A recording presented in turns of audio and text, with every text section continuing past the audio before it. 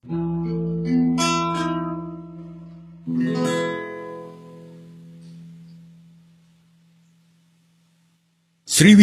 berdiri dan menjadi pusat kebudayaan serta pusat ilmu Buddha terutama yang beraliran Hinayana dan Mahayana.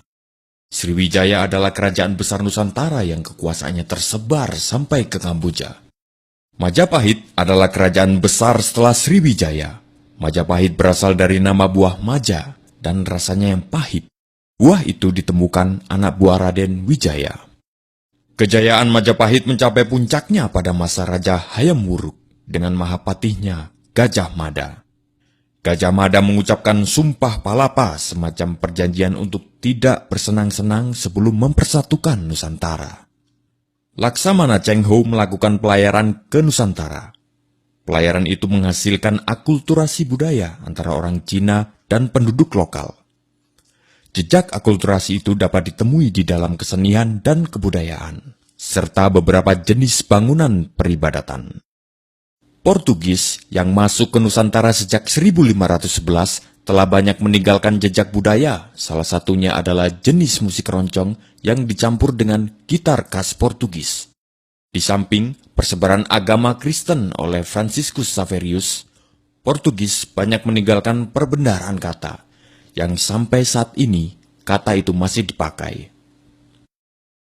Pada tahun 1595, Belanda pertama kali melakukan pelayaran ke Hindia Timur dengan 4 kapal dan 249 awak kapal, di bawah pimpinan Cornelius de Houtman. 1602 Maret, terbentuklah VOC. VOC sebenarnya adalah jalan tengah yang ditempuh oleh kerajaan Belanda untuk meredam persaingan tidak sehat antar perusahaan untuk menguasai perdagangan ke Nusantara. Setelah berdiri selama 198 tahun, pada 1 Januari 1800, VOC secara resmi dibubarkan. Pembubaran VOC ini disebabkan oleh banyak hal, salah satunya adalah korupsi di dalam VOC sendiri. Melalui perjanjian Kew, Belanda menyerahkan kekuasaan bekas jajahannya ke kerajaan Inggris. Kemudian Thomas Stamford Raffles dipilih menjadi perwakilan Inggris di Jawa.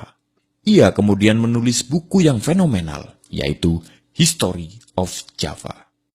Pada tahun 1825, Perang Pangeran Diponegoro berlangsung dan berakhir pada tahun 1830. Diponegoro datang dalam sebuah perundingan yang digagas Belanda. Namun, beliau kemudian ditangkap dan diasingkan ke Manado lalu dipindah ke Makassar hingga wafat. Mei 1908, berdirilah organisasi modern pertama yang didirikan oleh Dr. Sutomo, Dr. Cipto Mangunkusumo, Dr. Rajiman Wediodiningrat, dan Dr. Wahidin Sudirohusodo. Organisasi itu bernama Budi Utomo. Sarekat Dagang Islam didirikan pada tahun 1910 oleh Tirto Di Suryo. Sebelumnya, pada tahun 1903, ia berhasil mendirikan surat kabar pertama dengan nama Sunda Berita, yang didanai dan dijalankan oleh orang pribumi. Tahun 1911, Haji Samanhudi, seorang pedagang batik dari Surakarta, mendirikan Sarekat Dagang Islam di Surakarta. Di Surabaya, HOS Cokroaminoto mendirikan cabang dan segera menjadi besar dan meluas di bawah pimpinan Cokroaminoto. SDI kemudian berubah nama menjadi Sarekat Islam. Pada tahun 1911, EFE Dovis Dekker atau Setiabudi, Cipto Mangunkusumo, Suwardi Suryadiningrat atau Ki Hajar Dewantoro mendirikan Indisci Party.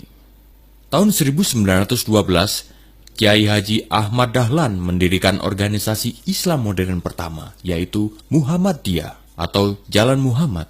Organisasi ini memberikan pengaruh besar hingga saat ini. Pada tahun 1927, tanggal 4 Juli, Soekarno dan Al-Gemini Study Club mendirikan Partai Nasional Indonesia. Munculnya organisasi adalah penanda bagi perjuangan yang mengedepankan nasionalisme.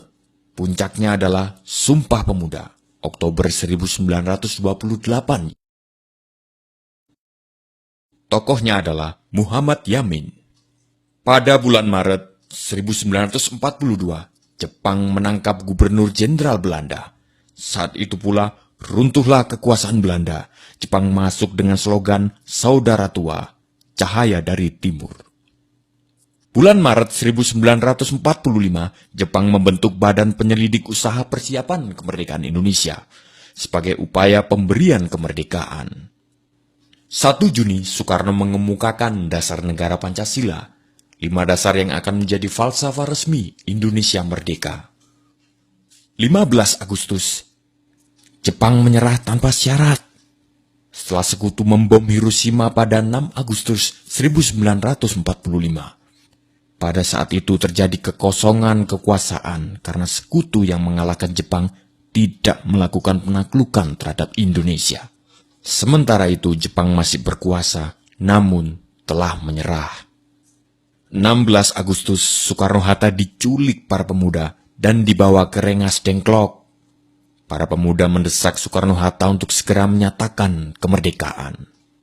Tanggal 17 Agustus, dibacakanlah proklamasi yang dirancang Soekarno dan beberapa tokoh di rumah Soekarno. Dikibarkanlah bendera merah putih yang dijahit oleh Ibu Fatmawati, istri Soekarno. Hal-hal yang mengenai pemindahan kekuasaan dan lain-lain diselenggarakan dengan cara saksama dan dalam tempo yang sesingkat-singkatnya. Jakarta, 17 Agustus 1945, atas nama bangsa Indonesia, Soekarno-Hatta.